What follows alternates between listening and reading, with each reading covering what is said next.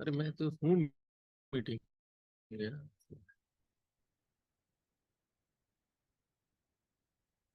पर तुम नहीं दिख रहे हो उसमें, आनंद नहीं दिख रहा मुझे। इनसिग होस्ट दिख रहा है। हाँ तो इनसिग होस्ट तो तुम मेरा वीडियो नहीं आ रहा है। Check the audio. ना मैं नहीं हूँ। मैं बना नहीं हूँ। तो मैं फिर से जनरल कर पाया।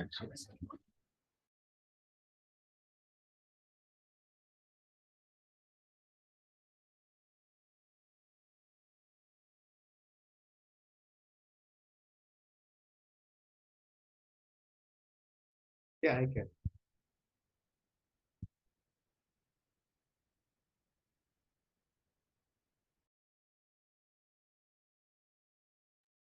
Hita, you are not audible.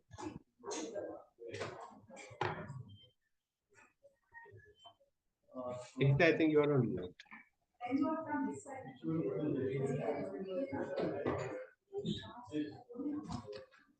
don't think you can hear their audio. एक बार check करो.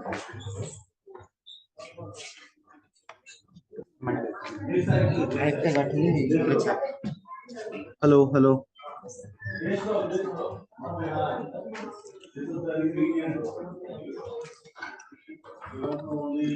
audio you cannot hear because of this not being हाँ हाँ हम लगा देते हैं एक सेकंड हाँ thank you hello ask someone to speak no हाँ from the mic as if they have joined Zoom speak something on the laptop there.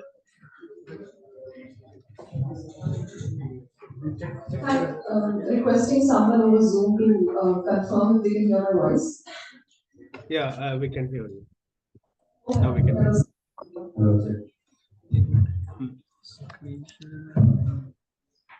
you. हाँ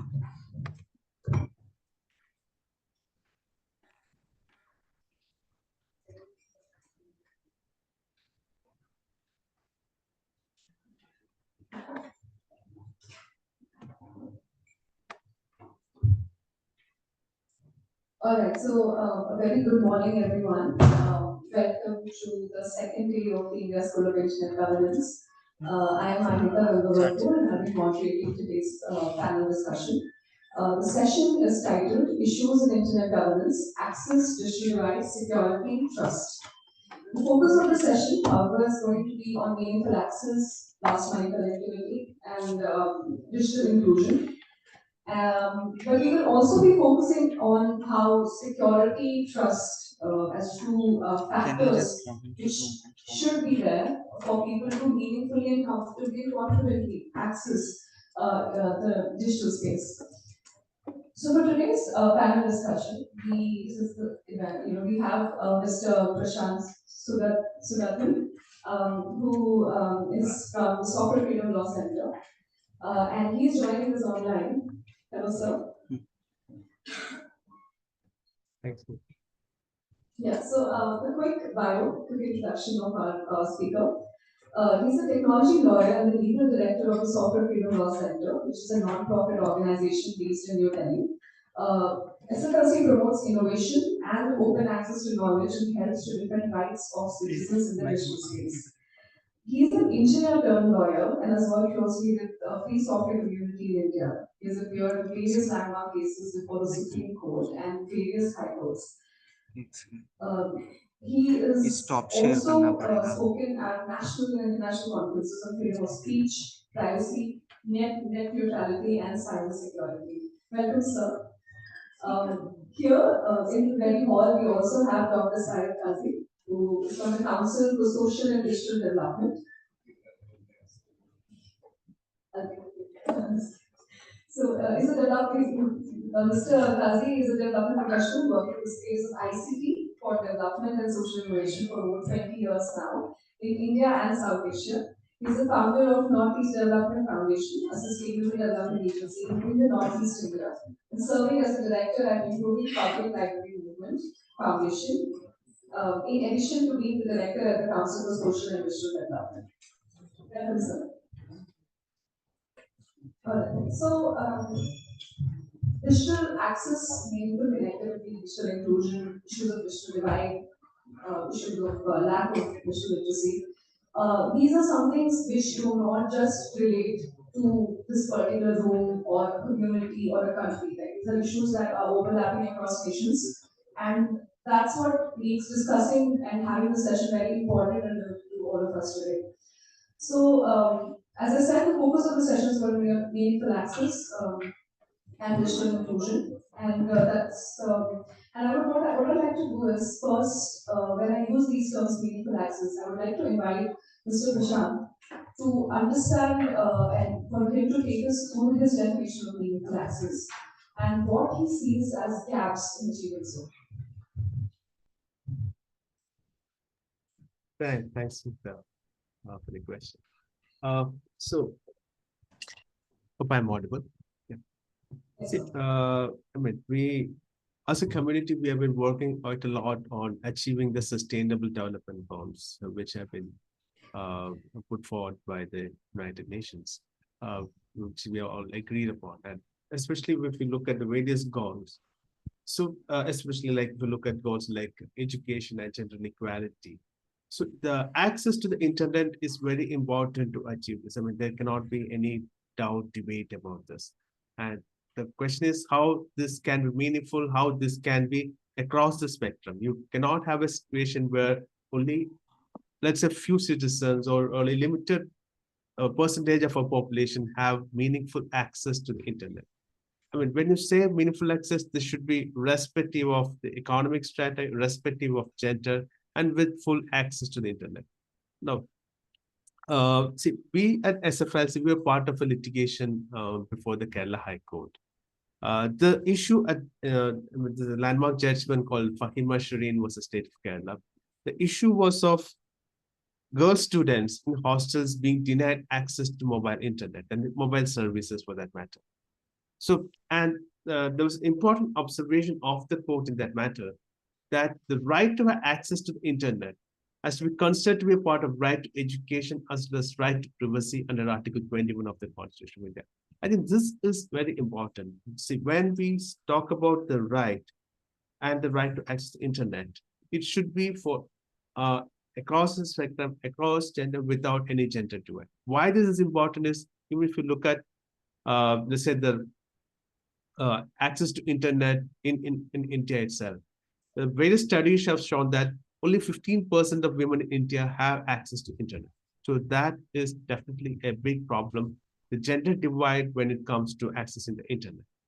So we have the judgment of the High Court. We also have various studies pointing as to why this is a problem.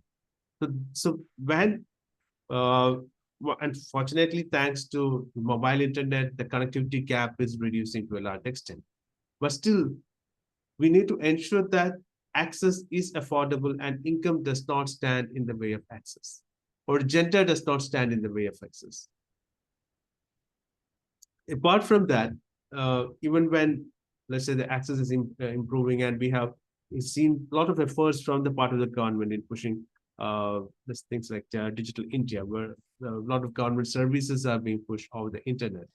This definitely is, I mean, making it easy for people to access various services, making it easy for people to do business. We have seen how UPI has been a big success. But along with that, there have also been bottlenecks, which are also often unfortunately mandated by the government. If you look at one major problem is internet shutdowns, which have been happening in India. And we at the Software Federal Law Center, SFLC, have been tracking internet shutdowns since 2012. And this, if you look at the numbers, these have been going up year after year. And for example, in 2023, we have still now had 71 shutdowns. So this is a problem not just in India, but we have seen it in parts of Africa and other developing countries also. So even when we have, let's say, the access to internet being improved, I mean, being, let's say, made available across the board with, again, various initiatives by let's say the private sector, by the government, and also by civil society, ensuring that people have improved access to the internet. But definitely things like internet shutdowns will not help if whatever improvements that we have in technology, whatever improvements that we have as well as providing access, this is affected by, let's say, government mandated internet shutdowns. We have seen this being used as a first tool when any outburst happens in any part of the country. But it is concerning that it's not just, let's say, when there is an unrest or when there is a law and order situation, we have even seen internet shutdowns being used as a tool to prevent cheating in examination. This is seen in India and also in the African region. So this often, I would say, a disproportionate use of the provisions to military shut down the internet. And unfortunately, it affects women and the marginalized communities in a big way. That's what our research has shown. So definitely, meaningful access will mean access without any barriers, without any, let's say, gender discrimination, without any discrimination based on, let's say, economic criteria. So yes, let's. I think it's time for all of us to strive for that, for an open internet and for an internet without barriers. Thanks. I think that's my opening remarks. Thank you so much, Mr. Prashant. So, internet without barriers, any kind of discrimination is your take on meaningful internet access. To Mr. Kazi, how about you? I'm good. Thank you. Good morning. Thank you. First of all, I think I was thinking if I let you know what should I say in the morning. To thank that instead is happening in Guwahati, Assam, Northeast Bengal, I think first time. Yeah. So, which is very important. First of all, just to send a message to how internet governance issues are. I think it's very important in this part of this country, this part of this world, number one. Because for ages we've been saying the mainland versus northeast economies to that come over because digital and dialoguing I have seen lesser in the panels and discussions talking about. I think what technology has, I think enabled us to connect. That's one thing. So I have prepared a lot of that. You asked me what was what comes to my mind. So this is one thing. Second thing is that I think, of course, I must say good morning to Prashant here, my fellow panel. SFLC is, well known that you are doing wonderful work. And good morning to you as a moderator for the panel. So while I think Prashant mentioned about international account, तो आज की तारीख में Manipur is the biggest example. आप लोगों के सामने है, हमारे सामने है. Or अभी just Manipur में what is happening is why happening because I think nowadays nobody needs to lecture anything because everything is available in the internet and all. So I think every knowledge, information about access, device, everything is available everywhere. But if I want to say something on this aspect is about I'm not about India and the world, but I'm sitting here in Assam working office, I will share some topics. One is that international economy which is it's the longest, one of the longest in the world. Lagatar, or imagine that something that is happening inside the society of Manipur in a situation when the region has just started picking up digital. Because infrastructure deployment is more easier और उसका इस्तेमाल करना using the infrastructure by the common man last mile at the village panchayat level just started using adopting technology by the communities by tribal communities उनका culture of understanding adoption is also slower they participate in the whole digital processes. So in that context, if Manipur is an example for us for XYZ reasons also, but also for the whole this is fine. Or the whole connectivity and access point of view. This is one example that we are facing today. And why we are facing today, I don't know because then one essential thing has been denied because of the shutdown. Of course, we need to law and order. What is the alternative? My question is, what is the alternative we have? Is माहौल में और कितना दिन, how long do we have to wait? We might could make access आ जाए, internet आ जाए, things like that. And also, for the बहुत migration हो रहे हैं, पढ़ाई हो रहा है, everything is stopped. Most of the things, number one. Second is in that context, coming back to the larger context of access and meaningful access in office is what we feel from our work that we've been working in this part of this country. What we have seen is that one is that the urban areas, when we say urban areas in the northeast, and I think it's very small pockets. One is an urban area, and also some cities like Jorhat and Dibrugarh, some sort of advancements happening in terms of connection and access. But when you go to other states like Shillong to an extent, but then Kohima, particular Nagaland. So it's individual pockets where you will have connectivity. हम वहाँ बात कर सकते हैं कि access कर सकते हैं हमारे पास है. लेकिन उसके beyond में the access is a challenge. When you go just pure beyond few kilometers, you will not have that.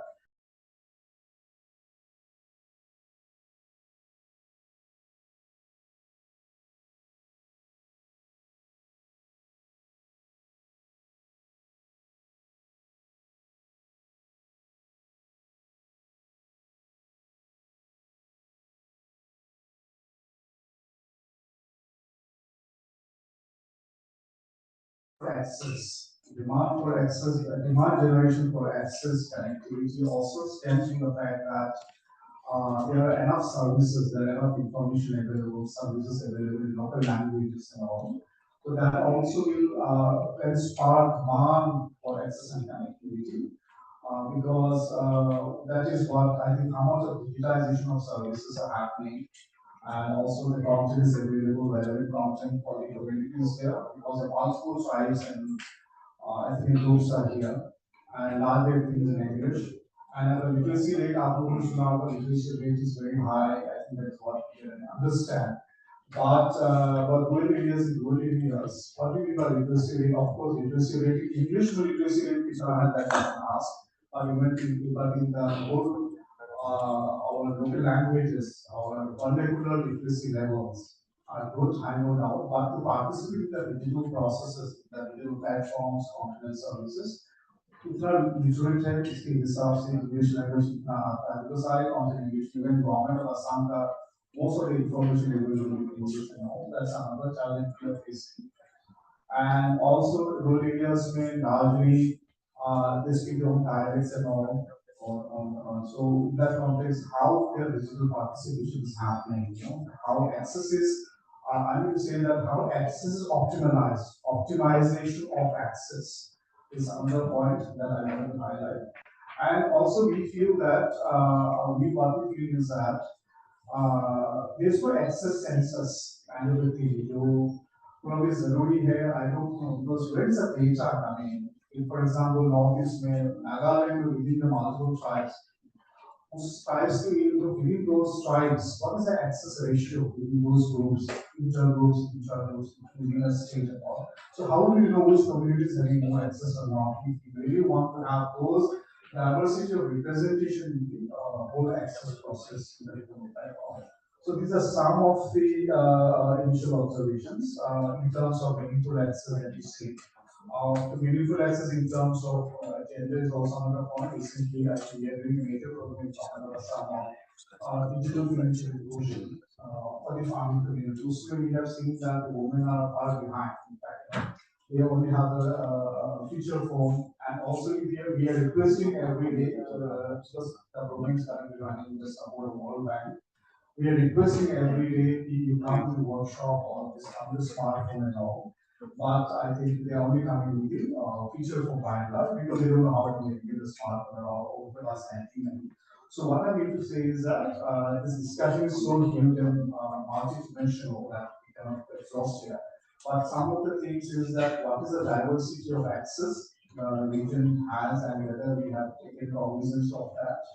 Second is the content part of the access, other meaningful content data has something so we want to in the groups and communities, and also the demand for access. So there are other, I think, what do you say that I have created a list of access related something, kind of chronology or some kind of glossary of access. So I will not reflect here everything now, but these are some of the initial thoughts of meaningful access in the office meeting. I feel like because we are sitting there and I'm talking about the region of what we are experiencing now. Of course, Manipur has highlighted. So how we can address those issues because ethnic conflicts in an office is a challenge mic because तो people यहाँ are पे really दिखाई still दे रहा trying to है ये zoom adjust with each other, their groups and trying because they peacefully they are holding ये on Adarsh to Babu their कौन है आदर्श में you identity and all these issues. So ethnic conflicts are the Manipur में हो just रहा call है. That कल Assam and Nagaland के बीच भी हो सकता है because there are border conflicts go and also how to have what is the alternative we have provided we know that there is lesser connectivity in the region and the mainstream. People have just started adopting technology in processes, trying to understand the Can transformation. you just ask So these are people some other? of the Can you thoughts just that ask has people other than the speaker like this guy to mute himself? how we need to work on this challenge. तो এখানে কেন দেখা Great আচ্ছা point, sir. Thank you very much.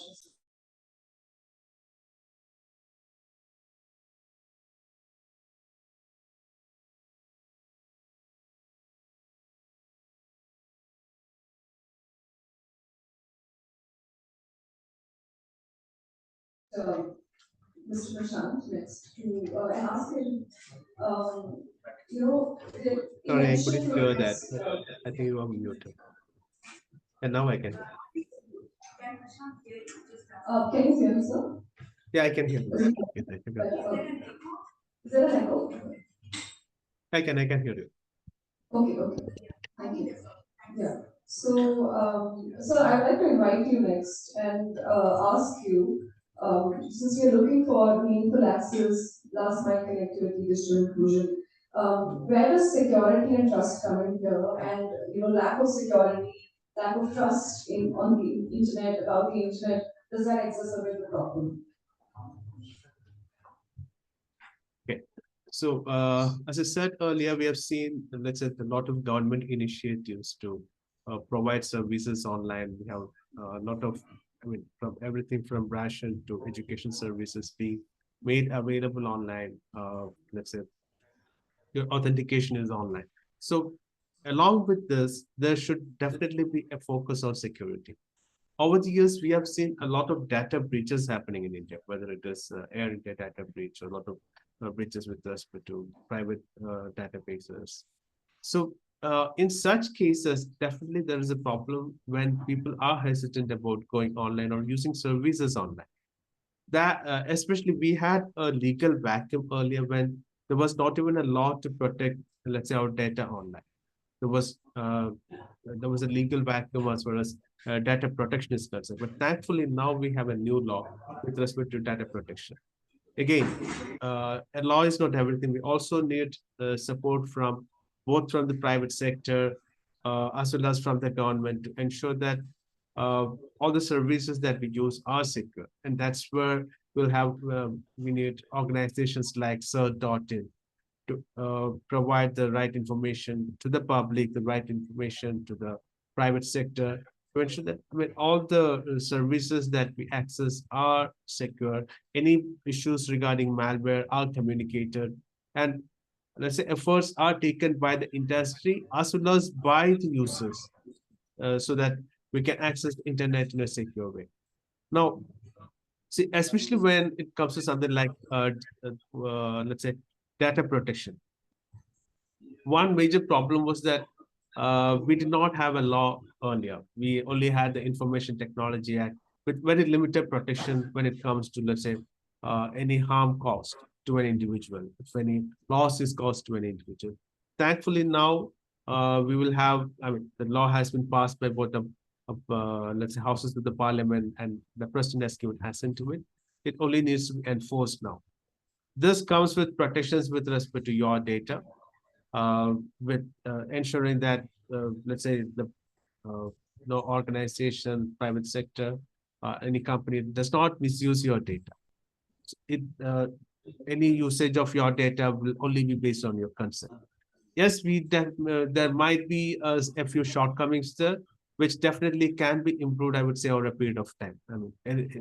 any law for that matter is like evolving. It gets better over the day with amendments, with judgments by the court. So we, but one advantage is the start has been made.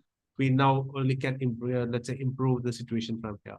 So that definitely is important as far as the individual is concerned. When I go online and make, let's say, an online transaction, it is important to know that my data is secure and that I have the protections available if anything goes wrong. So that part, I think, will be taken care a lot by the new law.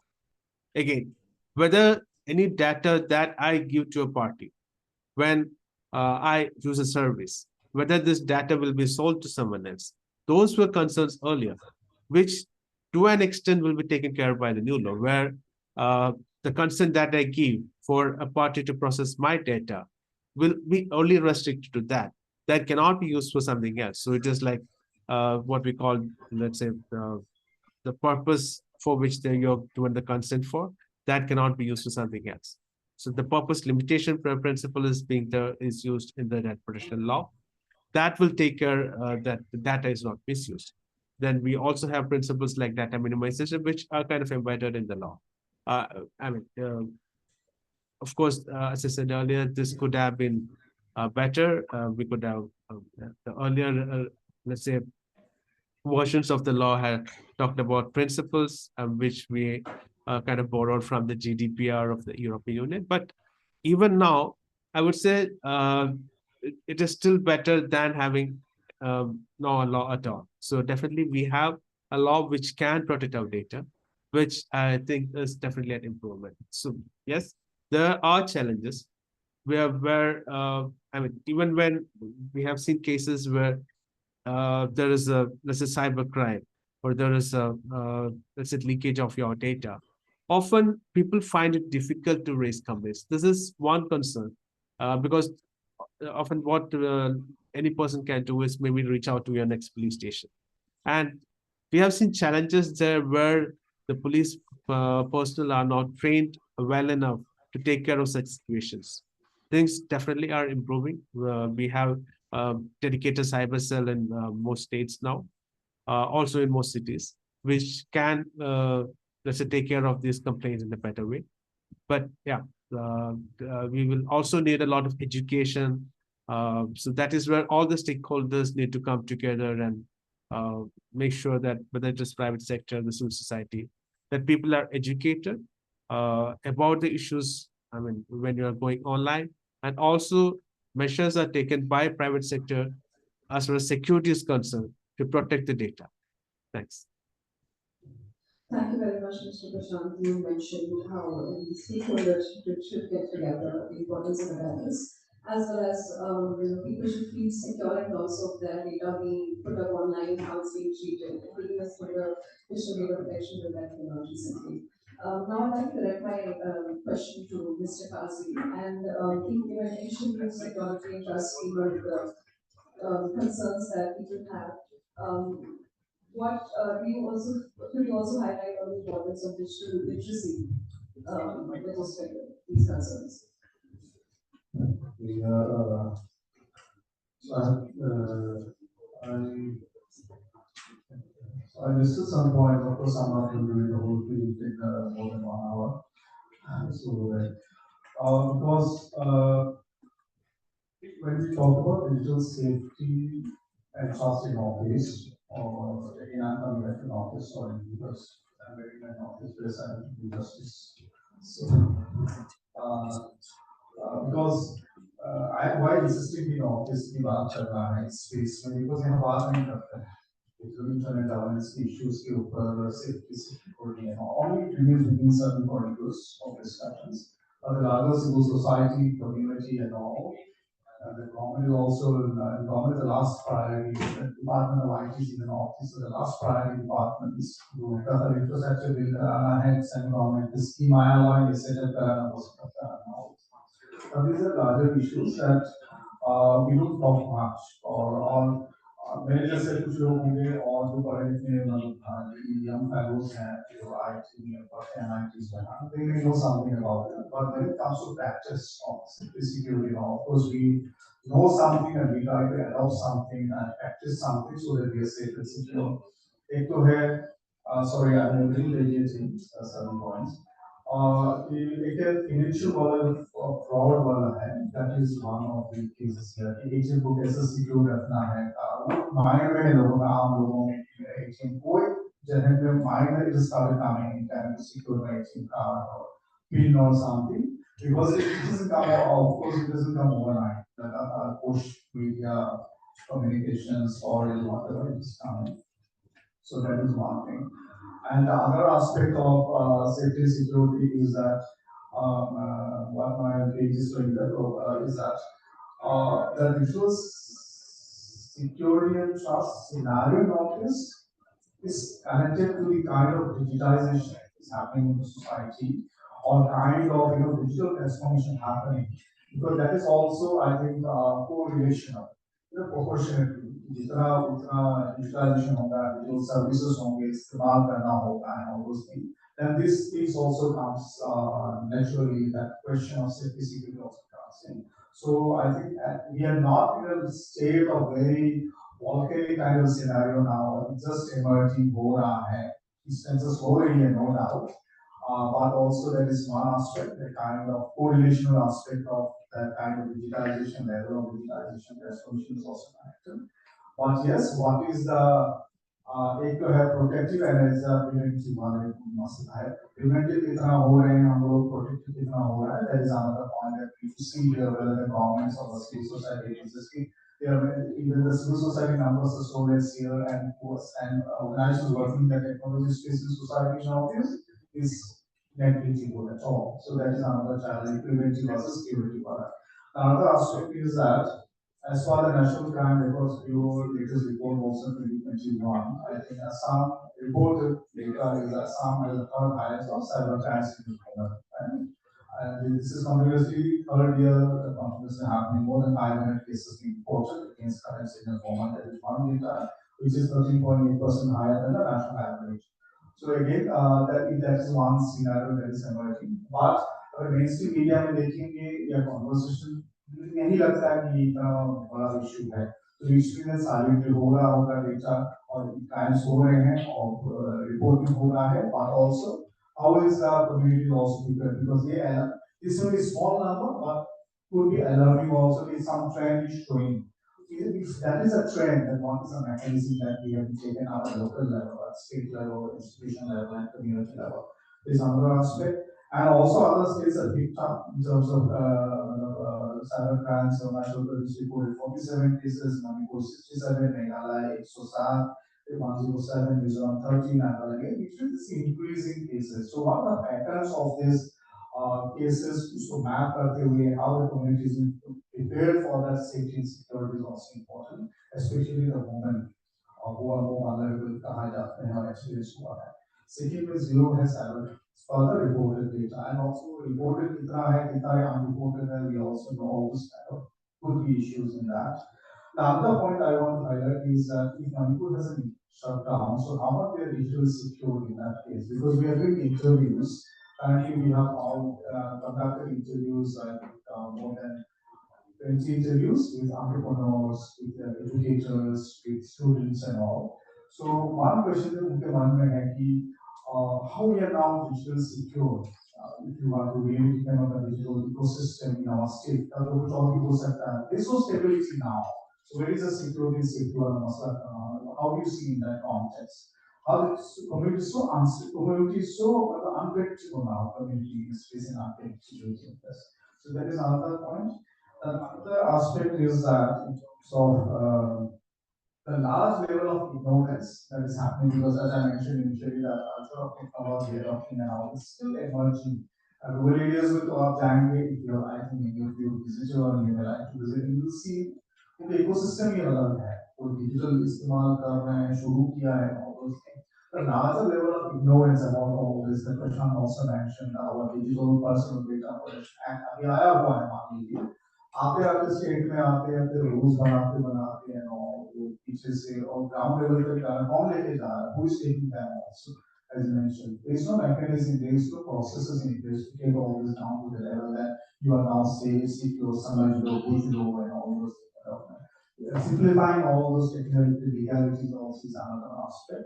Whether the education institutions across the length and breadth of the region and the states are being prepared for this, because the young generation is already digital generation माना हो जाता है, तो वो एक issue है.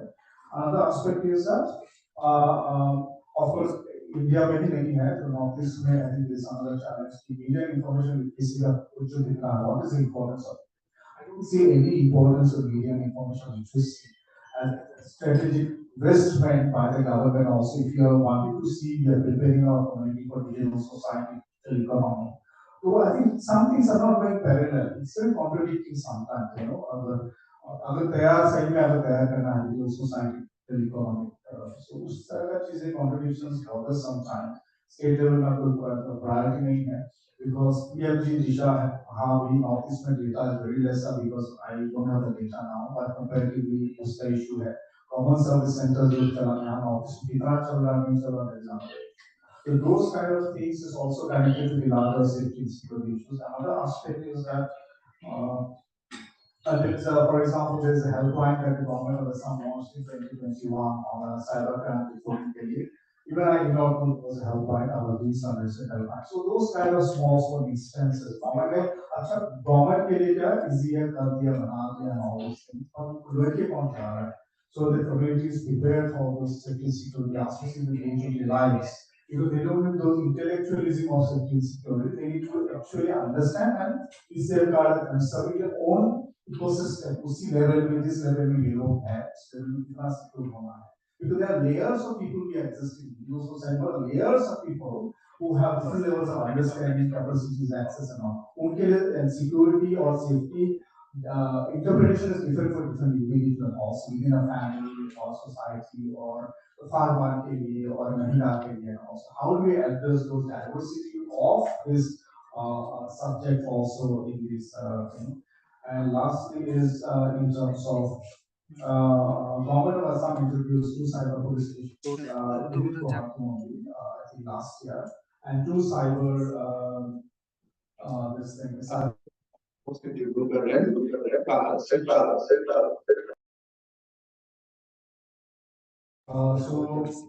last year government of Assam has introduced this cyber stations and cyber outposts to cover the entire state of Assam. But उसके लिए जानकारी मुझे भी इतना नहीं था, so I just wanted to say that because I do not feel the real research to understand that. Imagine that how people also knows this kind of infrastructure is available, cyber stations are available, जाना है, what the process is involved and all. So overall, my take on this is that this safety and security is also evolving phenomena, cyber safety and security, and that depends also the kind of the level of digitization or digital society level that a country or a region or society is. And in this part of this country, I think this has to be. Of course, it's not, as I said, very challenging, but how the community is prepared for that to respond, to recover or respond better to this kind of incoming challenges at the institution level, educational level, because education institutions level की बात नहीं करते हैं. Community is not talking about it. The government is also not, probably taking this down to the level. So these are the kind of dynamics we need to see. Law बन गया है and all, but taking those laws into the last mile is also a challenge for everyone. For example, cyber police stations बना हुआ है. Community policing का concept था, we all know that. और उसके बाद आज नहीं करते हैं, वो failure ही तरह का failure है community policing. तो इस community policing को अगर इस dimension में लाया जाए cyber aspect में, so what is that? How do you interpret that community policing, that going out and also involving community and making that already be there for you? Because this is a physical to the digital challenge transformation challenge that we are having. Thank you very much, Mr. Kazi, for sharing these insights and concerns and completely data back. So I would actually now request, we have a very empowering young person in the audience. And I would request Valentine to share at least 1 minute of intervention on what digital inclusion and meaningful access means to him. Can we get a mic there, please?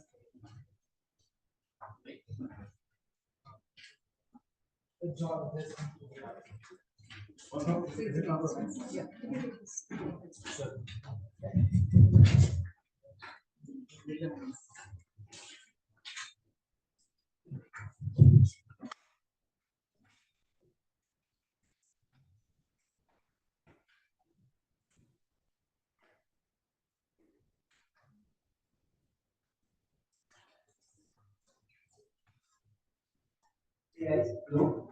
Hello.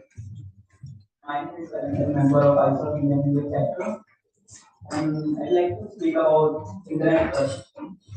So, and the work I do is mostly based on internet, like very big amount of it. And I've been doing it this for a long time. Like I do graphic design, and the thing is, I'm fortunately I haven't faced much, but I would like to speak to you of on beyond my community.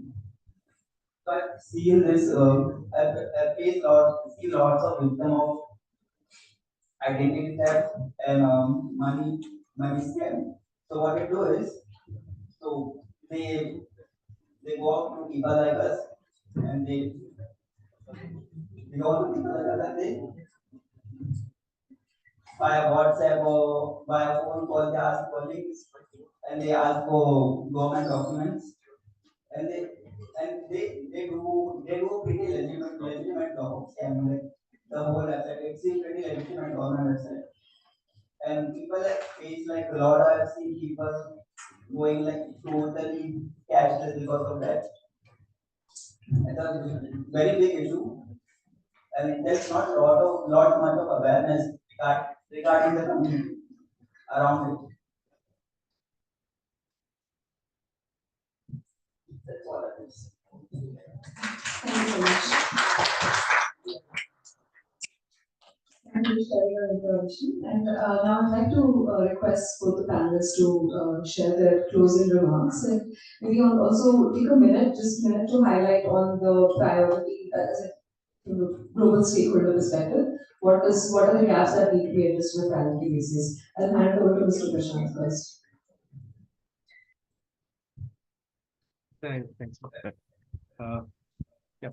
One, definitely there is a lot that each stakeholder group has to do and needs to do to improve both access as well as the issues of security. As far as the government is concerned, I would say the government of India has taken a lot of effort, if you look at it, to improve the fiber network coverage throughout India. And also, one example that I can give is this from my home state, Kerala. The state government there has taken I would say, a special effort that declared the right internet as a right as far as the citizens are concerned, and taken effort to provide internet for free of cost to people below the poverty line by having a wide fiber internet access and all that. So I think that's I would say an example which can be emulated by other states also, which would go a lot way. I mean, which could help citizens across, let's say, the economic strata to access the internet, to provide internet to everyone. So that can definitely bridge the digital divide. Definitely, we need both the government and the private sector to make sure that we can break the digital divide. Again, when it comes to security, there also has been like a lot of efforts by the government of India to educate the public regarding digital security, the kind of, I mean, there have been various educational initiatives. But yes, we do have a long way to go. Same with the private sector. I've seen companies like Microsoft, Google, and Meta come up with various public education initiatives regarding security and safety of the internet. Uh, Again, I mean, ours is a huge country, and capacity building is always involved. Even when it comes to civil society, there have been a lot of initiatives by various organizations to have education initiatives in this area, specifically with respect to security. We at SFRC have been doing a lot of training programs for students, journalists, marginalized communities other organizations like PEF and Point of View who have similar programs. But yeah, there's again a lot of room for improvement. Uh, again, capacity building is important from this point of view. We need to ensure that this message, education reaches out to everyone. And that is where, I mean, initiatives like what you're doing here is important. We have people from across the country coming together. And definitely there's a lot of scope for having such, let's say, I mean, training programs, education institutes across the country. And yes, I think all of us, all stakeholder groups need to work together, whether it is access or whether it is the insecurity, the messaging of security, messaging of, let's say, digital security programs and awareness of safety on the internet. So that's where all stakeholder groups can work together. That's it. Well, thank you so much, sir. And I hand over to Mr. Patel for his closing remarks. Okay, thank you. Was इतना लिखा कि बोल नहीं पाया तो फिर just couple of things is that uh, um, uh, digital representational divide. This is one terminology I thought more apt for the region. How the indigenous community and tribal communities are represented in the internet. That is one thing we will continue to focus on. I'd say that is one aspect. That says a lot of things in terms of access, divide, connectivity, is one thing. And then, which literally we could address issues like digital cultural divide or digital participation divide. That is one aspect we continue to work on in this part of this country, number one. Second is that 2021, where I think TRAI talked about 2 Mbps बढ़ा दिए download speed of connectivity का जो मानदंड जो है parameters from 522 kbps to 2 Mbps to Mbps. So we are working with the Tigarian communities, as I mentioned that today also. That we did a study in 2021-22. I think we did a study on 25 tea gardens in 5 districts. Out of usme 60 tea gardens is less than this 522 kbps speed तो वहाँ नहीं जा रहा है connectivity speed. दूसरा अगर scenario भी है तो हम लोग कर रहे हैं PM1 को इंटीग्रेट करने की कोशिश कर रहे हैं ऐसे चाय बनाने के अंदर. लेकिन वहाँ मोबाइल नेटवर्क का भी बहुत इशू है तो हमने दूसरे डिवाइस लगा के भी we are trying to provide connectivity, setting up facility like community internet libraries inside the remote gardens border in Arunachal जहाँ हाथी आते हैं उस ऐसे काम just the moment you go inside all those territories closer to China border and Arunachal and Chai Bagans. So those are the kind of scenario we are living also in this part of this country. We need to see those kind of challenges. And also, lastly, is that government prayas कर रही है, government is trying to test. For example, BPNL has tried for satellite-based internet to connect to more than 4,000 villages in office with satellite-based internet. Pilot just finished a pilot. So they are also looking to options because otherwise, the alternative options or mainstream options of connecting to broadband wireline, fixed line with broadband and all is a challenge because of topography and all. And these narratives and discussions is continuously happening for the Northeast region. There is another aspect that government is trying and looking for. And the last thing is that in 2018, this Ministry of IT launched a roadmap called Digital Northeast 2022. I think Dr. Govind and general आपको भी पता होगा आपको भी तो उसके बाद अभी नहीं हो रहा है उन्नीस सौ में अगर उसका विजन खत्म हो गया 2022 में मतलब विजन लेस नहीं बोलूँगा 22 अभी खत्म हुआ है but we need to do a review of because उसमें सारी चीजें लिखा हुआ है high speed देना है broadband देना है cyber security is also mentioned in the vision document. So very soon we will be having, we are planning to have a consultation around that, so stakeholders on the reviewing that policy framework of this vision document, doing digital Northeast, so between the vision document, because that talked a lot of things and a lot of priorities were listed, but what next? That vision document got over, and now election time, and I think government priorities are different now. But what next for us? So those are the kind of priorities we have. Our hands are full with people like all the stakeholders, like all of this, Prashant has also mentioned. There's a lot to do. but I think कहाँ से शुरू करें, where to start, where to end, कभी ऐसा लगता है कि where to start and end for us also, because stakeholders in Northeast mobilize Karama in this region, who has understanding of all these issues and all, of course is a confidence challenge for us. So that is, I think, that's some of my. Thank you for doing this. Thank you so much, sir. Yeah, I'd like to take 2 to 3 questions, and could you please tell us your name and who you'd like to direct the question to? Thank you so much for that. My name is Rupesh Mittal. I'm representing Civil Society Operations Cybercrime. inSIG fellow. So my question is about many deliberations you were speaking of creation of awareness and rather awareness and also focus on creation of awareness.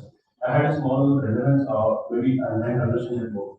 So I believe that everyone might have visited movie theaters here at least once, right? Sorry, sir, for that. So there is an advertisement by Rahul Dravid on that on smoking, right? And every cigarette packet has an image of cancer, which causes cancer on smoking. But do we see that actually government has taken a great initiative on that, but still people smoke, knowing that it causes cancer for them. It is not good for them. It is harming them. So that's where does awareness really solve a problem? Is a question where I get. Next thing is you were mentioning about identity theft and other things happening. So this is maybe Mr. Prasad sir is very well of that. I will be a little more big. So of McDonald's case on hot coffee. Well, if you have a hot coffee cup, you have to mention that it's really hot and you have to handle it with care.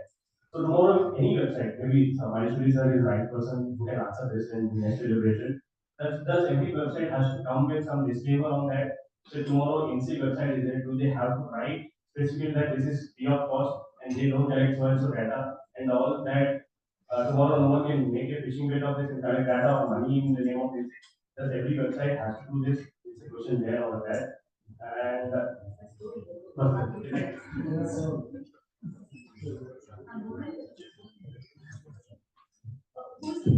Who's the question directed to?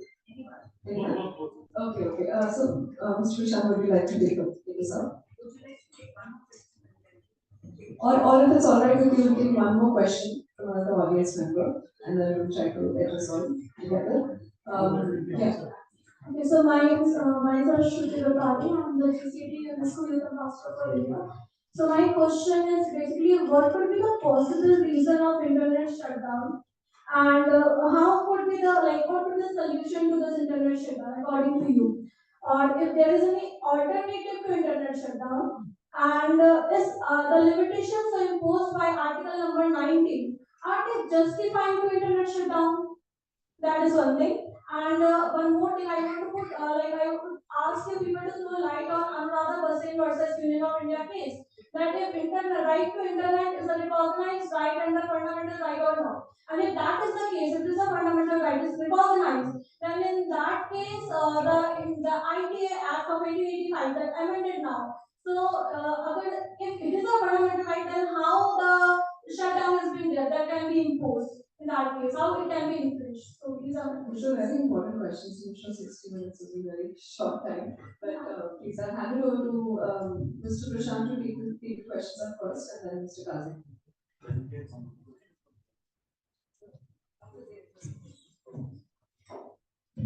Sorry, I hope I heard everything right. So I think the first question was about awareness.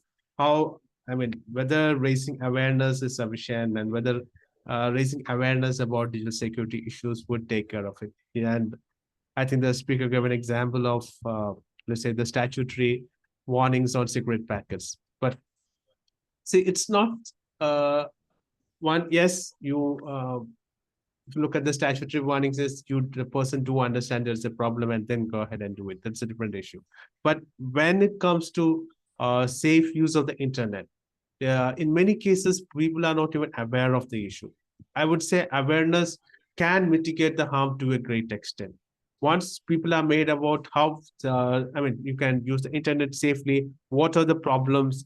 So for example, earlier, when there was this, let's say, Nigerian email scams happening, when during the initial phase of the internet, people were not, in many cases, not even aware of it, like what was happening. Even now, scams do happen. Scams have increased in complexity. But I can say, if you increase the awareness, make people aware as to what are the problems, how people try to fool you, what do you mean by phishing. So otherwise, I mean, people could click on a link and land on a website, think that is an actual website. But the more you make people aware of how phishing scams happen, how you can figure out whether we have landed the right site or not, the importance of an HTTPS, secure websites. So I think these things will go a long way in making sure that people are, let's say, accessing the internet in a safe, secure way, making sure that the harms are reduced to a minimum. So yes, I think awareness goes a long way. I mean, there cannot be a, I would say, you can't stop all these scams, but then at least we can reduce the number of people who are affected by this. Uh, then I think there was a question about uh, let's say websites having, I mean, I think I'm not sure whether I got the question correctly, whether you need to have some sort of any person accessing the website, whether he should be made aware of the kind of data that you get access to. So see, when GDPR happened in the European Union, and then when there was a e-privacy directive, you have seen most websites in the European Union coming up with this pop-up which talks about cookies and whether you accept cookies and things like that. So that is something similar, which could be initiated when you provide data to websites. Once you have the data protection law, any information that you give to a company, that has to be based on consent. So you should, again, when you say consent, it should be informed consent. Person should really understand why you are giving this data. I hope that was the question. Then on the issue of internet shutdowns, I think, which was the second question. It's true that, let's say, you have a right to access the internet. You have a right to, let's say, free speech as provided under Article 19(1)(a). But again, this is not an absolute right. In Anuradha Basin, government, I mean, sorry, the Supreme Court laid down certain guidelines as to how, let's say, internet shutdowns can be imposed. It talked about the need to have a proportionality, look into the principle of proportionality. That is, see, when you are shutting down the internet, you are preventing the access to a large section of the population. Whether with the harm that you're trying to prevent and the mechanism that you're adopting, that is the internet shutdown, is that the right approach? The Supreme Court specifically said you have to look at other alternatives, figure out whether this is the least disruptive, and then impose an internet shutdown. But unfortunately, this is not followed in most cases. Again, Supreme Court said that you have to ensure that these orders are published. Unfortunately, even that is not followed by many state governments. So uh, definitely it's a problem.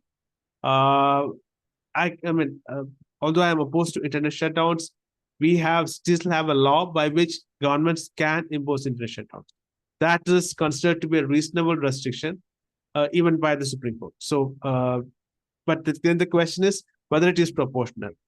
So those are the things which state governments should take into consideration, district administration should take into consideration when internet shutdowns are imposed.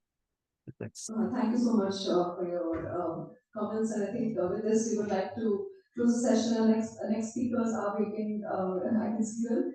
Thank you very much to the panelists for highlighting such important points, sharing your inputs, talking about ground scenarios and issues. This is an important topic. Thank you very much, and we close this session. Thank you, sir.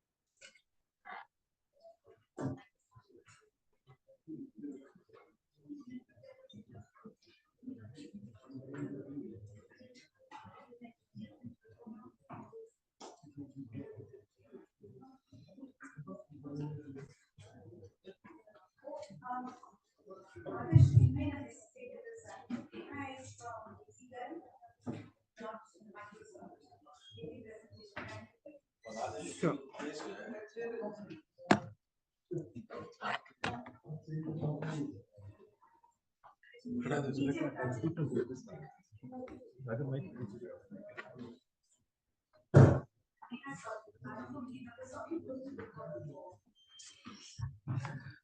morning, everyone. Am I audible? My co-panelists Ashutosh and Neha, can you hear me right?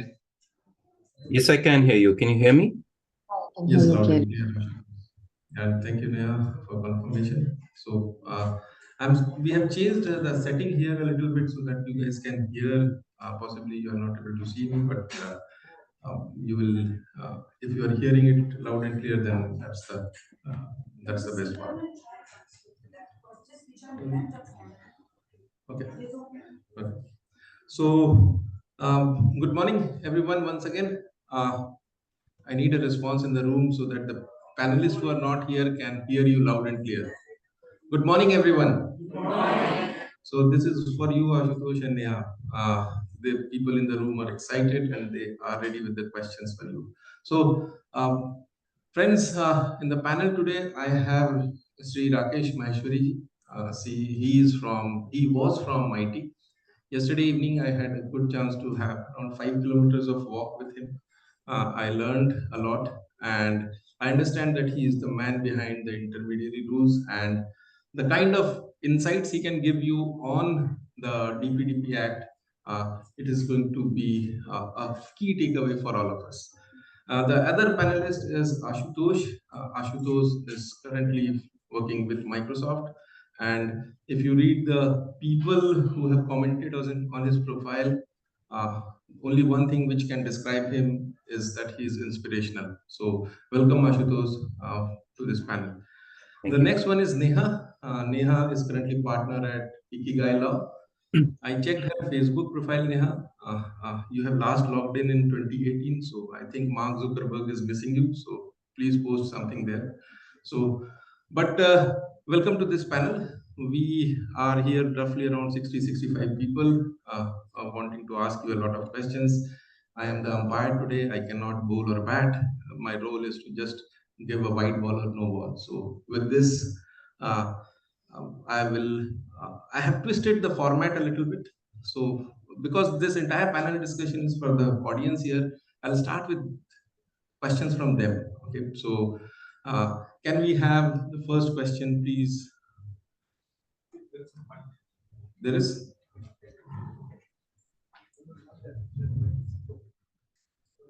Neha, Ashutosh, are you able to hear me?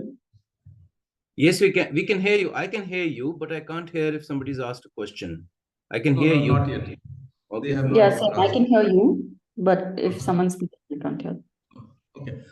So the first question, yes, state your name and the question only. Hello, sir. My name is Sarah.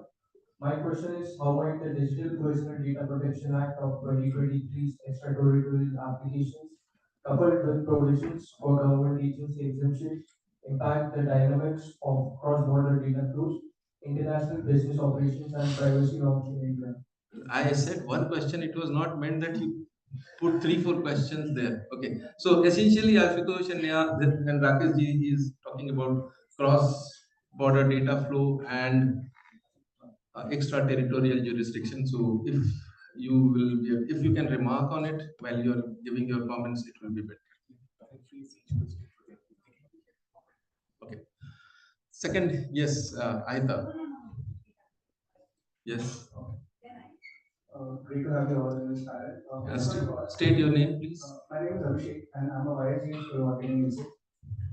I just wanted to ask that in this version of the act, one deviation is not having the right to data portability. Now, when we talk of antitrust in digital markets and reducing lock-in effects for users and network effects, I see that data portability is important for users to have the choice between switching platforms and seamless interaction between multiple platforms. So, why do you think the current act does not explicitly mention on the right to data portability, and how do you think it can address it in the guidelines or any other future acts? Thank you. The last question is from Mahita, and then we'll move to the comments. My question is something that I've come across multiple times since I've just joined the private sector. So what is the Act mean, Digital Data Protection Act mean for businesses? And what are the repercussions? How should they be prepared, especially when dealing with publicly available private data? Absolutely, thank you. So we'll stop the questions now, and we will go to the speakers. We'll start with Rakesh ji, because he was from the government and he can give some insights what could have been the motivation for the government. And then from the compliance standpoint, Ashutosh, if you can talk about that what it means to comply with this act for private sector. And yeah, you are in between the private sector and the government, advising the customers, interpreting the law. So you may talk at the end, and which will essentially mean taking inputs from both the previous speakers and then building on it. Thank you. I'll go to Rakesh ji for his opening comments. So thank you, everybody, and thank you for co-panelists joining today in this particular conference. As mentioned, I am Rakesh Maheshwari, and I had very recently working as Group Coordinator Cyber Law and Data Governance in the Ministry of Electronics and Information Technology. It was instrumental in publishing of IT rules which govern particularly the regulation of online intermediaries and specifically the significant social media intermediaries. As regards DPDP Act, once again I had been involved almost from the very beginning and till whatever the status was in March 2023, and therefore a reasonable, fair amount of whatever is the present act is where I left, when I left the ministry. I now come to the questions that were asked. One was with respect to the territorial aspects. And I would just like to mention that whether it is IT Act or whether it is DPDP Act 2023, in simple words, any data which relates to the users from India, whether being processed within India or outside India, is covered within the scope of that. Except for something which is for domestic use or something which you yourself have placed it on internet and hence it becomes publicly available. Privacy was declared as a fundamental right, and therefore there is per se no distinction now in terms of obligations that have been casted for preservation of digital personal data. I assume this protecting personal data is a facet of privacy, and that's how this law has been made. So, from an obligation perspective, the law equally applies to a private entity as well as government entity. But simultaneously, I would also like to mention that government is having a role, two roles. One, of course, to provide services, licenses, and various other activities which are considered benefits. So DBT. So for such services, whether it is from municipal level or state level or the central level, where the services are expected from the government, naturally you have to share data with the government. And there is no government for that reason will be able to share the server will provide the services without such sharing of data. And hence, in the act, it is being called as a legitimate service for which no separate consent has been envisaged. Government has also another role which is about securing the citizen and securing the nation. And therefore, those activities, particularly those institutions which are involved in ensuring the protection of integrity and sovereignty of the country or security of the state are the ones which have also been exempted from the law. They have not yet been notified because the law is new, but they shall soon be notified. In fact, for the first, amongst the first things which are likely to happen when the act becomes operational is the declaration of such agencies to maybe dismay of many of the activists, because they will not like any agency to be exempted, but government, because of its functioning and requirement of functioning, there is a genuine need for certain organizations to be completely exempted as the law provides. So that's also going to happen. Beyond this, government is equally liable. Government also has to maybe provide for many of the government departments services that they provide. They also will have to come up with. I was interacting yesterday with Assam police, and so it's beyond the law enforcement function. So like law enforcement function, you once again need to be exempt because of the very nature of the activities, but then they are involved in doing a lot of promotional activities as well. Customer connect, citizen connect. Now, when activities of such citizen connect are to be provided by government, the government becomes at par with any other entity, and hence they will also have to take consent. They will also have to tell you as to why are we taking this data. Of course, mostly it will be provided by you because of the nature of service that you are looking from the government, but simultaneously, one of the biggest obligations on any government organization will be to maintain security of this data, security of this personal data. Coming to the cross-border data flow, of course, maybe Mr. Ashutosh will be able to tell it much better, but from a business perspective, but from a legal perspective, I would just like to say that one of the aim of this particular law was, of course, to ensure citizen privacy protection, but simultaneously, the approach of government of India had been different in terms of also being industry friendly. So it's not that privacy alone should be the primary factor, but simultaneously growth of digital economy should also be an equally important factor, courtesy which exemptions, lot of exemptions, and particularly on the cross-border data flow, the exemptions have been given. However, the government once again has kept a tool with them that in case there is any geopolitical requirement, or maybe any country which is not, or which is adversary to us, or maybe certain data which is strategically important to be kept in India, the government has powers to notify those countries or maybe specific sets of data which need to be retained in India. Having said so, there is also the law also states that particularly some sectoral requirements, say for example, RBI, if they want that the financial data for the regulated entities, one copy has to be retained in India, it has to be retained in India. For that reason, law provide supersession by the sectoral requirements in case they happen to be more harsh than the law itself on a cross-border data flow.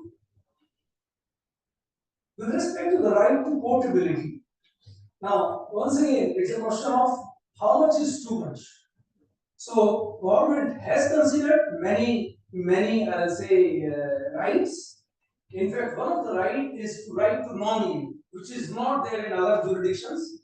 So it's a matter of maybe yes, right to portability does not exist in the law, but then once again, as I mentioned, there were conflicting, of course, there are always conflicting requirements in a personal data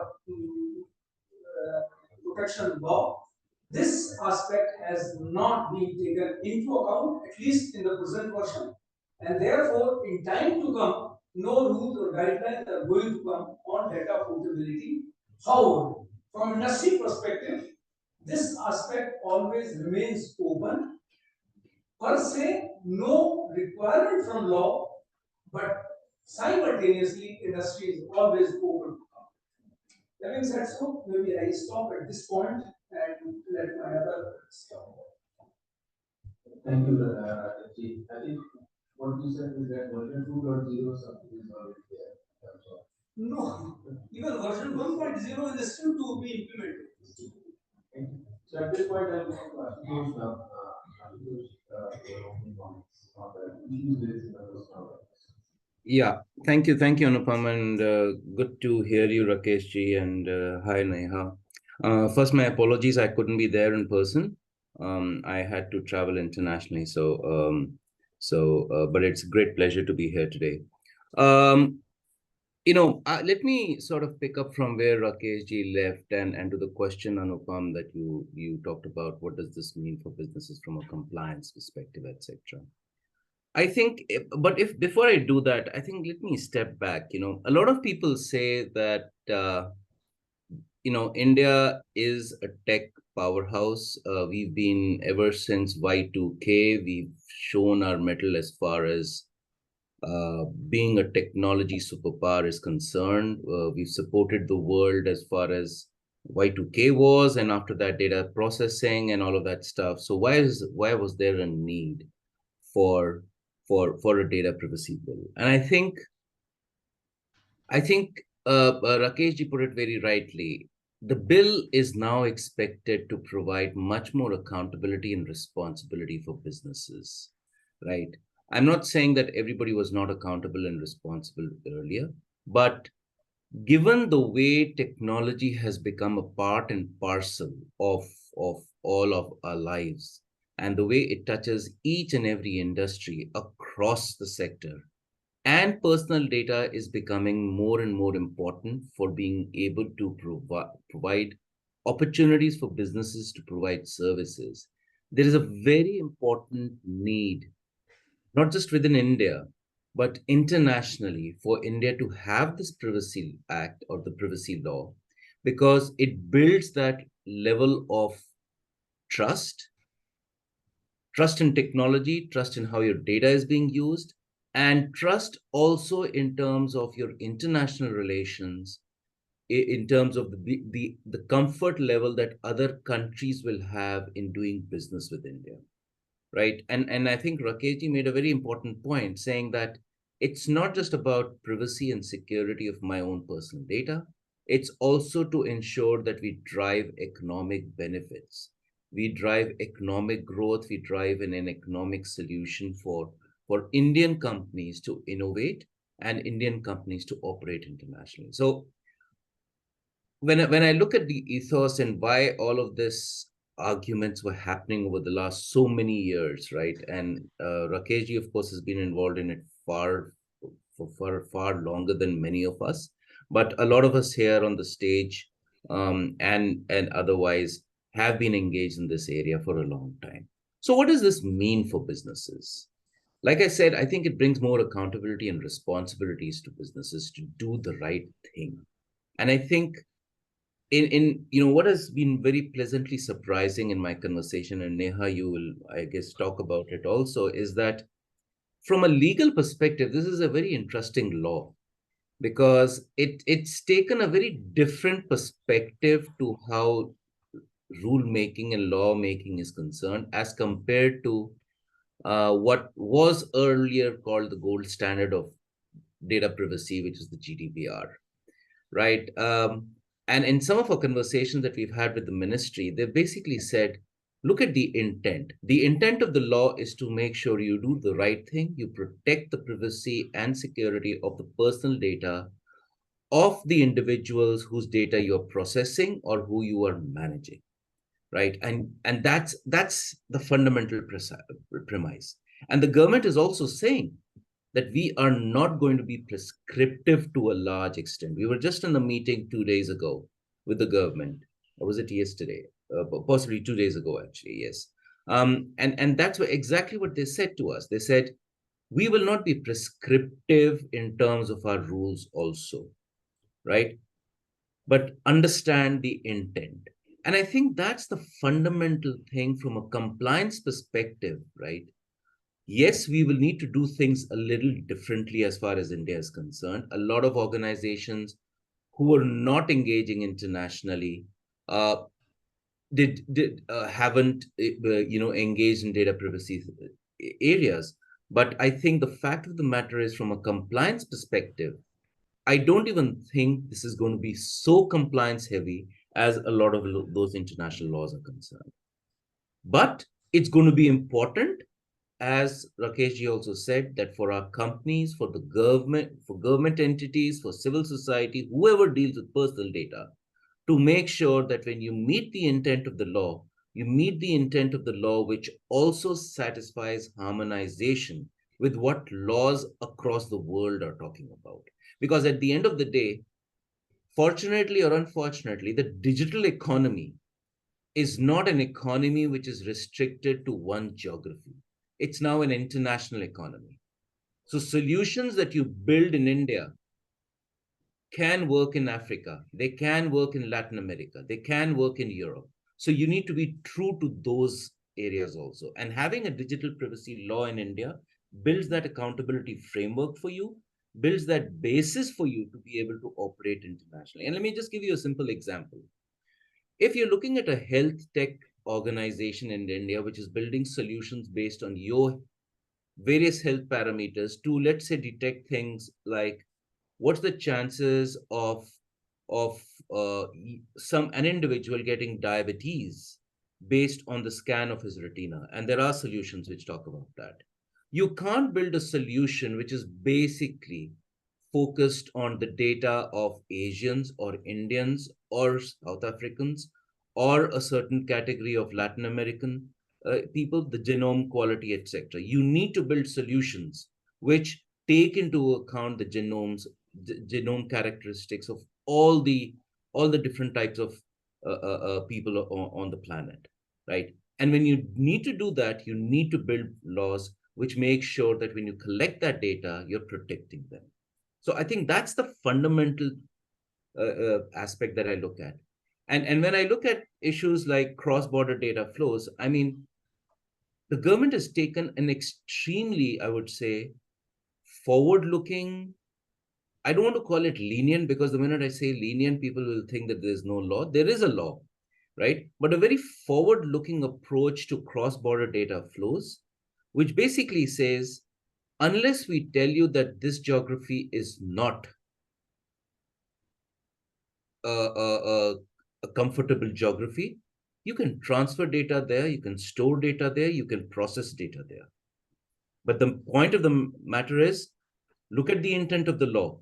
You need to be sure that the same safety and security that is due to the citizens of India is applicable wherever you process it, which is a very important thing, because they're giving a lot of responsibility back to the industry to say, we've told you what is right, you go out and do what is right. Right. And I think that's the important piece. So when I look at compliance, right, I am actually looking at compliance, and I've been having great arguments with my lawyers in my companies today saying, the compliance is now basically upon us to do the right thing as an industry. So which means, and I know, Neha, you're smiling about this, because this is it's basically saying there are red lights, there are traffic islands, there are red light, green lights, yellow lights, right? The government believes that if you've got a red light, yellow light, and green light, you're supposed to stop at red light, get ready to cross the red light at yellow, and when it becomes green, then cross. The onus is upon you. And if you don't do it, you get fined. And I think that's the fundamental of lawmaking all across. Yes, data portability, I agree, is not there. But I think there is possibly another reason, and maybe Neha, you can step in on that. And that is because the consent creation mechanism that we've defined is defined to be very specific. And the minute you create data portability, there could be a certain constraint in the way we've started defining a consent giving mechanism, or the specificity of the consent. So which is why possibly that's the reason the government took the took the decision that at this point of time, we'll not look at data portability. But I'll leave Neha to possibly chip in on that. But that was my initial comment on this. From a compliance perspective, yes, it will require companies to do compliance. But the way I look at it, it's all about saying people go out and do the right thing. Thank you, Ashwin. It was very interesting. I think a lot of self-regulations is what the industry has to come up with. And possibly, the framework is there now. There has to be more standards which will come into play, which possibly will have to be used by organizations. So yeah, this is the right time for me to present with your main comments, and I suppose that's very well. Just what he thinks about the compliance and what he thinks about the compliance, and the onus is mostly on the organizations now to do the compliance. So your take on the questions and the comments. Thank you so much. And fast to follow Rakeshji and Ashu, but I'll do my best. Thank you so much for having me here, and very excited for this opportunity to have this conversation. I'll just pick up from both, some of the last things that you said, Ashu. I definitely do think that there is, yes, of course, there's a great deal of responsibility that's been entrusted to data fiduciaries to ensure compliance with the law. And we see that come through in very many different ways. For example, one small example is that we don't even have specific provisions that necessarily deal with data processors here in the new law anymore. That's also a big change from previous versions of the bill that we've seen, where the idea is that the data fiduciary, which is basically the organization that's making the substantive decisions about the data, the hows and the whys, and what you're collecting, how you intend to use it, what you intend to do with it. In a B2C context, really the point of contact for the customer. This is the organization that's going to have all of the interface. It's going to make all of the substantive decisions. And therefore, again, in line, and this is very common for all data privacy laws that we see around the world, the onus of the onus and responsibility of compliance will always be with the data fiduciary. Our law takes that one step further and says, and that's also given flexibility to fiduciaries and processors to structure these contracts, therefore, that you folks figure it out. We're not going to tell you the points that we've heard before, right? We're not going to have this law be super prescriptive. We're going to give flexibility to the industry to figure this out. And we see that come through in a bunch of different ways as well. So on the whole, I think this is perhaps the leanest draft that we've seen out of the various 5-6 versions that have preceded this from committees, from Parliament, from the government itself. And I think it's great that it's a principle-based legislation, which gives this kind of flexibility to the industry to figure out what compliance looks like. And at the same time, leaves room for the government also to come in and step in and make rules where they think more guidance is necessary, or in situations where the industry itself might want more guidance. That said, I think there was a last question that had said, one of the last questions was, really, what does this mean for business, right? Well, the way that you deal with data in India is going to undergo I think substantive changes, and I think it's also it will be a bit of a paradigm shift, especially for businesses who may not be global businesses. If you are a global business, you are perhaps already complying with the GDPR, you're perhaps already complying with Singapore's framework and a whole bunch of different others. But if you are especially an organization that's located in India, and if you've been only following the framework under the IT Act so far, which really just protects sensitive personal data to a certain degree, it will mean wholesale changes in terms of both from a B2C customer facing point of view, how we're informing the customer, what is the kind of information we're giving the customer about the data that we're collecting. A lot more information as a customer you can expect and should expect from businesses with whom you are interacting. You have to collect very specific consent. Your consent has to be clear, it has to be unambiguous. There needs to be an affirmative action. So, browse wrap, right, where you're just browsing a website and you get There will be a line somewhere in the terms of use that says, or the privacy policy that says, by continuing to use this website, you are agreeing to our terms of use and privacy policy. Those kind of situations will not be kosher anymore. There has to be some kind of affirmative action. Post GDPR, many of you for international websites might see some of these, pop-ups popping up, right? Agree to cookies, choose what kind of cookies you want. Do you want to give me blanket consent? Marketing, do you want to shut off? We'll see these kinds of, consent notices pop up for various platforms and services that we use in India as well. So definitely a lot more information for the customer. For businesses, it means making sure that we're very sure about what is the kind of data that we're collecting, clearly identifying what are the uses that we're putting it to, and not using it for things that we have not already informed the customer.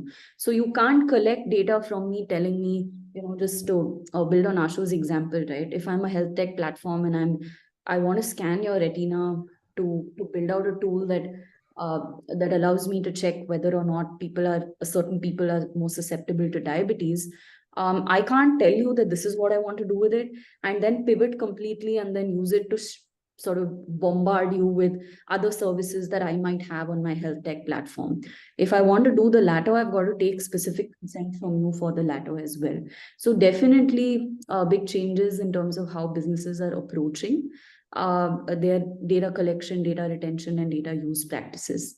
There were a couple of questions on the right to data portability as well. See, in addition to what speakers before have said, another consideration could be that, and unless I'm mistaken, Minister Chandrasekhar has said this at different points as well. Another consideration could be that this is more of an economic right than it is a right that's necessarily tied into personal data. It's an economic right because of the reasons, the person that asked the question outlined as well, that there are economic aspects to data portability. It's more of a competition issue. It is about, sort of breaking up silos perhaps that exist in data. And perhaps the economic right questions are better suited for a different kind of legislation. Maybe we'll see data sharing, data portability in some form come through the Digital India Act. We don't know. Maybe we will see it, some versions of this come through. We're also amending our Competition Act as we speak. There are a couple of committees that are looking into this. So maybe we might see language come through the competition and markets regime as well. Because again, governments around the world also see this a little bit as an economic right as well. So you've got a couple of other levers, and it's also entirely possible that that it's a little too early and too premature in our personal data protection journey for us to think about, the right to data portability as well. One of the consistent things that has, and I'll stop with this, one of the consistent things that we've heard in the past 6-8 years, even pre sort of this version of the PDP bill, the consistent things that we've heard is in this entire journey of developing our privacy law is that we've got to figure out a law that makes sense for India. And that's been a consistent message that we've heard from the government, from Parliament, throughout this process.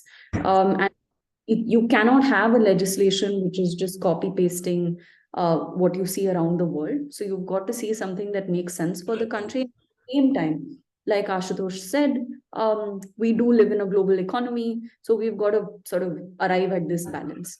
So with that could be another, motivation for not at this stage feeling that we're ready for a right to data portability. You'll also see, therefore, changes having been made in how we're dealing with cross-border data flows. We started somewhere with localization and, we moved on to a whitelist approach. And now we've come to an approach which basically says, take it wherever you want, be responsible about it. We will come up with a blacklist. And, sector specific regulators should also have the flexibility to make their own rules. So that's the framework that you have right now. So a whole bunch of different considerations. And again, I honestly think that this will be a dynamic law. I think it will be iterative. We'll have amendments that come through, 2 years, 3 years, 4 years. We'll have to add some provisions, delete some provisions. So I think it's a great start. I'm very happy that it's finally here. Yeah, I'll stop for this. Thank you. Thank you, Leah. since now we are moving into the section, we will again go to the audience to ask what questions they have. But since you are already speaking, Neha, one of the questions which is already with me is the rules are yet to be notified. The act is already there. What should the organization do in between? Wait for the rules to come up and then start implementing, or what are the steps you will recommend the organization should do in between this time frame? Yeah, definitely don't wait for the rules to come in. We've been advising all of our clients to, to get started now. I also think that while there is some specificity that will come through the rules, in many ways, the law is very clear, right? The obligations for businesses are very clear. You have to give notice, you have to take consent. You know that consent has to be specific, you know that it has to be informed, you know that you have to keep data safe and secure wherever it is, so long as it is in your possession, so long as it is in your control. So I do think that in many ways, the law as it is today is clear enough. There are some details in some respects, where you have to wait for the rules, but that doesn't mean that you wait to start compliance.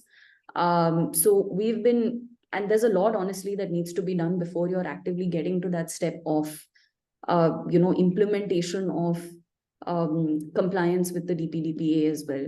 So generally when we advise organizations, we tell them to structure this in 3 or 4 different phases. One is just the awareness building phase, where it takes a long time, to educate leadership, especially, and to educate key managerial personnel in the organization through trainings, through conversations. Those of us that have been, having these conversations for many years now are conversant with the law, but there are many of our clients whom we work with are not familiar with what the basics of the law is, right? So start with that. The next step is really to take stock of where you are today, right? Understand what your data handling practices are today, prepare a data inventory, track every single data point in your organization, know end to end what the life cycle is of each of those data points, right? Basically, this phase is the gather information phase, know where you are today. The next phase is really the gap assessment phase, right? Figuring out what your obligations are under the law, which will involve answering fairly basic questions. Am I a controller? Am I a processor? Things like that. And once you've answered these basic questions for yourself and you've done this gap assessment, basically you need to know, where am I today? Where do I need to be?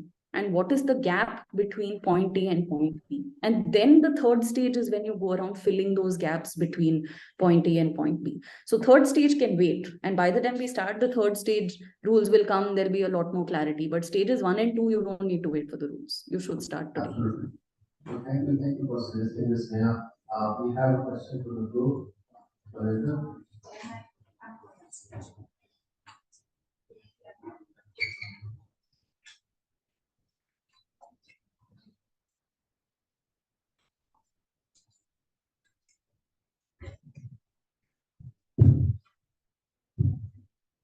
Hi, this is Nisha.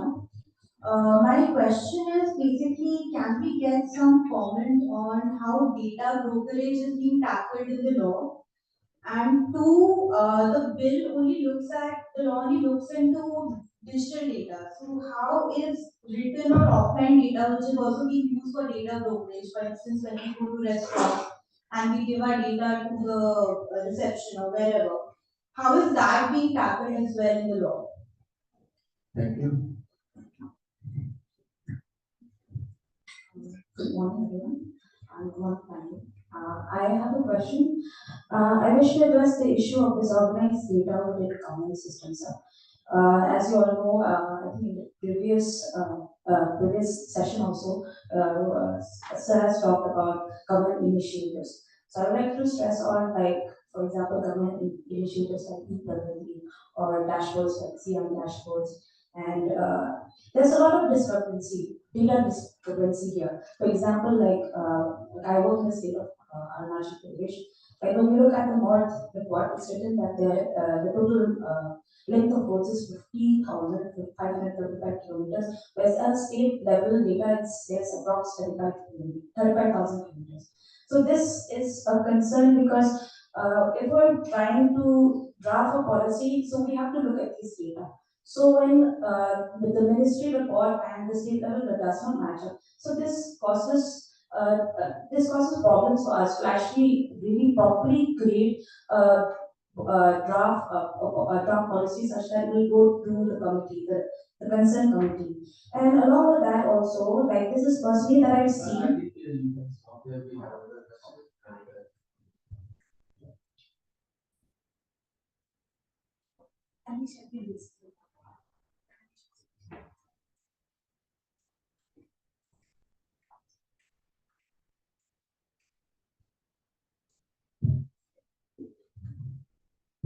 Since I got opportunity, I'll ask two questions.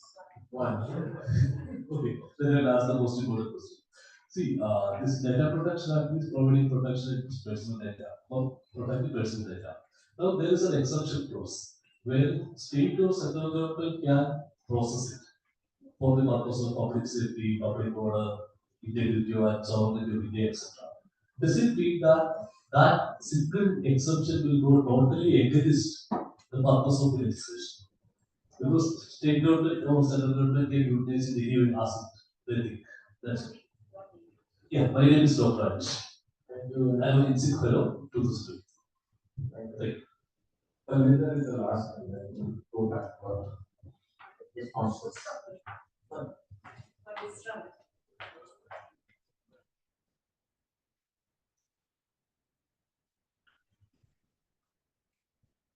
Thank you so much.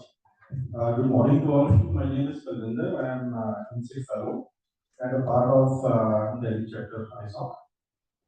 I believe that no act can be very good in all aspects, right? So my question to Mr. Ashutosh and Neha is that can you mention one point, at least one point each, where you strongly disagree with this act? And I also expect that Mr. Rakeshji's presence here should not influence your answer. Thank you so much.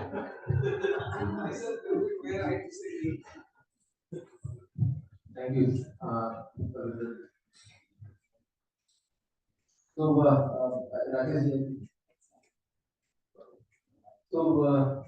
Ashutosh, we'll start with you the responses, and Neha, and then we'll come to Rakesh. Okay, so the second lady who asked the question, unfortunately, was not, I was not a very able to understand what she did. But let me try and paraphrase a lot of the comments over here in terms of the exemption to the government and things of that sort, which I heard from the third question, right? But let me start with the last question first, which is something which I don't want to say disagree, but something which I think we need possibly a little bit more clarity on, and that is the age gating, right? And I see Rakesh ji smiling because that's been an issue which a lot of people have been talking about, and let me give you my logic for why I'm talking about age gating of 18 years, right? Technology today has its good and it's bad, right? We think that we believe that technology is a great tool for socio-economic development and empowerment, and which it is actually true, right? If we did not have technology with the way it had, the 2 years of COVID would have been a disaster from an educational economic perspective, right? But at the other hand, there is a great propensity for people to use technology incorrectly, right? Whether it's on social media or phishing or cybersecurity issues, as the previous speakers in the previous session were talking about, right? But at the same time, when we start looking at age gating today, let's look at all the benefits that technology can bring to in education, right? And kids today are starting up pretty early as far as going onto the internet, and there are pluses and minuses around that. Should they all be on the net? Should they not all be on the net? Should they all use technology or not use technology? That's also a concern. But if we have to start looking at places where they engage professionally. And I'm saying children today, even at the age of 12 or 13, engage professionally on the net to look at internship opportunities, to look at learning opportunities, etc. If for each one of those stages, we have to go back and start looking at verifiable consent, we are actually creating a process which uh, which may be detrimental, right? So I think one of the ways to look at this, and these are conversations that we are having and a lot of others are having with the government, is can we look at different ways, different areas where age gating or verifiable consent for parents for children accessing the net or solutions on the net is required, right? Maybe we carve out certain exceptions as far as education is concerned. We carve out certain exceptions for areas where they're engaging in professional engagements, right? Where they look for intern opportunities, or they are exchanging information from, or absorbing information which is news, etc., right? Maybe the exceptions are more for areas where you create content which could be vileful and things of that sort, where there is malicious usage, etc. So I think that's a, so to your point, do we look at um do we look at disagree with a certain thing? I think there is an opportunity to to to sort of peel away the onion layers as far as age gating is concerned. So that's the answer to one point. To the second, one of the other questions which came out, which was around the exceptions to the government and things of that sort, exemptions, etc. All right. Now, I think the government has been fairly specific in terms of some of the areas where those exemptions can apply to, and and importantly, I think it's important for all of us to understand that, again, privacy, like was said in the previous session also, while it's a fundamental right, there are some situations where it's not absolute, right? And maybe Neha can lean in on that also. And I think the point that the government is trying to make, that there are going to be certain situations where, from a safety, security, national sovereignty reason, right, there will be exceptions which will be required as far as the law is concerned. And I think we should be perfectly right with that, because at the end of the day, um, you cannot you cannot have a situation where national sovereignty or security is at risk because of the inability to go out and do law enforcement. There needs to be check and balances, I agree, right? You just can't have a law enforcement authority come up to your door and enter your house and do things. And I think there are balances which we need to be looking at. So that's my other informed decision. And the second lady's question, unfortunately, I was unable to get to. Okay, Rakesh ji has got it, so he will answer it. So, thank you, Rose. Neha, your quick comments on the questions. Yeah, sure. I'll also pick up the themes that Ashu was talking about. Unfortunately, I couldn't hear the second speaker as well. Um, so just on the government exemptions piece, right? And perhaps this is also the answer to the final question. I would love perhaps to have seen maybe slightly more narrowly tailored exemptions. But that said, I don't think that just because you don't see that wording specifically in the law, that doesn't mean that constitutional safeguards that do exist will not apply. So when we, the fundamental right to privacy for us comes from the Puttaswamy judgment. And that judgment says that like all fundamental rights, even your fundamental right to privacy is not absolute. It can be restricted in certain situations. For this restriction to be okay, for this restriction to be valid, there are three conditions. The government must be acting pursuant to a law. There must be a legitimate state aim that the government is pursuing, and your action has to be proportionate, right? It has to be necessary and proportionate. Now, each of these things have their own sort of jurisprudence in constitutional law. But the bottom line is that there needs to be a law, and the government must act proportionately, right? So you can't take more action than necessary. You can't have a heavy-handed approach. Now, earlier versions of the bill, we've seen some of this language baked in, but that said, it doesn't mean that just because these words are not existing in the statute, the Puttaswamy test and the restrictions will not apply. They will apply in any case to any government action where a citizen fundamental right to privacy is in question, right? So those safeguards continue to exist by virtue of our constitution, regardless of whether or not they find their way in statute. And Puttaswamy itself gives us this 9 or 10 point list for what could perhaps be some of these legitimate state aims.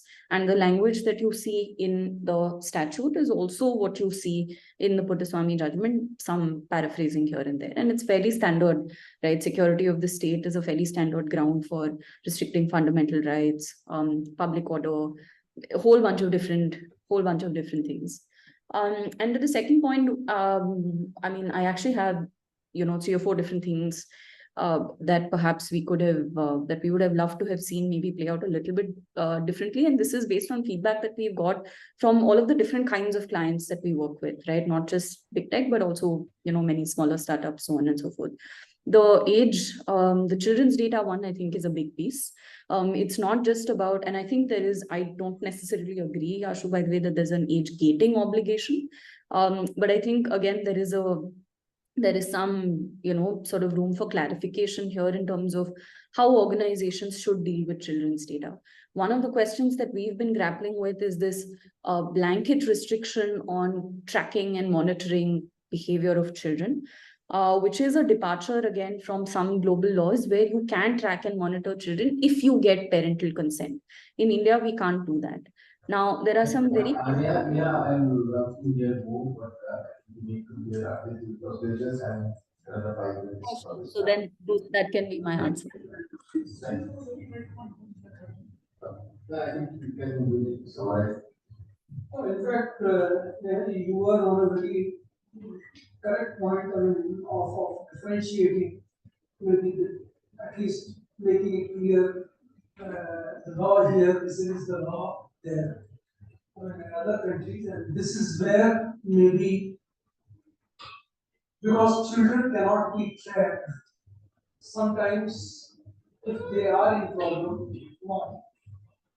if no tracking can be done, then that itself can go against the safety of the children. So, you were asking for some points. In fact, in one section itself, all 3 of us have conveyed one point of what's maybe something which can be improved upon. Of course, there are per se lots of improvements possible or maybe confusions there, but let's wait and watch for rules also to come up, and hopefully they will be made clear. With respect to the functional errors which are there in the site of 2 organizations on a piece of information which is otherwise a non-personal data. So I would just like to mention 2 things. The act is about digital personal data. So that means if it is in registered or written documents, the whole idea is whenever it is written or registered, the viability cannot happen. The kind of impersonation or data theft which can happen in the cyber world cannot happen physically. The reach will always be limited. And to that extent, instead of expanding the scope of the act, thereby making it non-implementable or unenforceable, let's focus on the key, which, if enforced, actually takes care of majority of the problem. And that's why the scope has been kept limited. The scope does not also include the non-personal data, and therefore, if there are functional or there are errors in terms of what MOP says versus what the state government on its website is conveying, it's better to seek a clarification. Normally, all of them should have a grievance office, or otherwise also, I mean, particularly in the government system, you have an RTI, you have a public grievance mechanism, So PG portal is there through which any such discrepancy, which of course impacts itself, can be at least you can approach them and seek clarification. And rest of the things. Now one more question was with respect to data brokerage. Now, see, the whole idea of the personal data protection bill had been that particularly data has to be collected with a purpose, well-defined purpose, and if it has to be shared with somebody else, once again the purpose will continue to flow, and the obligation of those who has collected or those who has in a way a clear custodianship of the data. Therefore, whoever is the data fiduciary, the obligation is on the data fiduciary to ensure that the data is used for that purpose only. Simultaneously, I will also like to mention that at the end of the day, data is business, and therefore, data analytics or churning out of data, but taking the personal out of it will continue and should continue to happen as a business. So I hope I have been able to answer. If there is anything which is still remaining, I will be repeating. Thank you, Rakesh. I think we have just 1 minute short of our time. So three things which I have taken away from this panel discussion today. The first one is that data has to be collected for a well-defined purpose and it has to be managed for that purpose only. From Ashutosh, I have taken a point that it is not much compliance heavy and a lot of self-regulation and standardization will follow and we'll have to wait to see the rules. And from Neha, I am taking away that the organizations need to take a structured approach for implementation, and there is a lot which can be done till the rules arrive. And it is always good to start in 5 points. The law is out. The intent is clearly conveyed, except very few points which probably will be brought in the rule that are detailed once will be brought in the rules. There is nobody stopping and nobody should start implementing the law. Start understanding. I mean, they are very rightly conveyed that is start discovering your own self. Start doing gap assessments. Maybe start putting people. So nobody stops. And then of course one of the major obligation is about the reasonable security practices. Now if you have the data, who stops you to implement those security practices? CERT has been talking about it. Everybody is talking about it. It has to be there, otherwise also for a business continuity purpose. This law is also demanding something similar. So without waiting for the final details to come up, start working on it. Thank you, Rakesh. Thank you, Ashutosh, for being there early morning. So thank you, Neha, for doing this on an early Saturday morning. Thank you, Rakesh, for being here physically with us and answering all our questions. Thank you once again to all the panelists and bye-bye. Thanks. Thank you for nicely conducting. Thank you for nicely conducting and moderating this session. Thank you very much. Thank you very much. Okay, this is a tea break. 11:25 here. Only for those who are available in this hall. So, those who would have questions, you can always catch hold of them. You can meet Rakesh today and ask the questions personally. अभी पता नहीं क्या हो गया अभी अभी